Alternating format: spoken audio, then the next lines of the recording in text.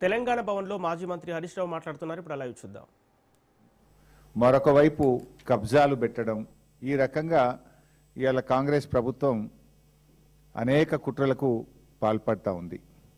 అందులో ఒక పెద్ద కుంభకోణం. దీని వెనుక ప్రభుత్వ పెద్దలే ఉన్నారు. లాస్ట్లో అన్ని ఆధారాలు కూడా చూపిస్తా. I will show with all documents.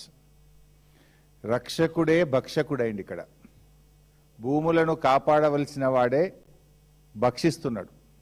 ఎట్లా భక్షిస్తుండో అన్ని ఆధారాలు కూడా బయట పెడతాం. ఈ స్కామ్ అంతా ఇంత కాదు. 7,000 కోట్ల రూపాయల స్కామ్.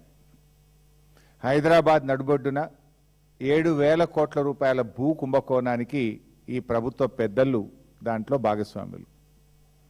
ఈ భూములు నాదర్గుల్ భూములు. ఈ భూములకు చాలా చరిత్ర ఉంది.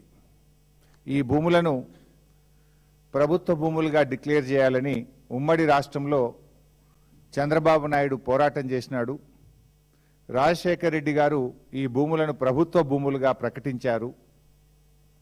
కేసీఆర్ గారి ప్రభుత్వం ఈ భూములను రక్షించింది. ఇప్పుడు వచ్చిన రేవంత్ రెడ్డి ప్రభుత్వం భక్షిస్తున్నది. చంద్రబాబు పోరాటం, కాంగ్రెస్ నాటి వైఎస్ఆర్ ప్రభుత్వ భూములుగా డిక్లేర్ చేయడం, 10 ఏళ్ల బీఆర్ఎస్ ప్రభుత్వం ఈ భూములను రక్షించడం, అధికారంలో వచ్చిన 10 రోజుల్లోనే ఈ భూముల మీద కన్నుబడి ఈ భూములను భక్షించే కార్యక్రమానికి నేటి రేవంత్ రెడ్డి ప్రభుత్వం పాల్పడతా ఉంది.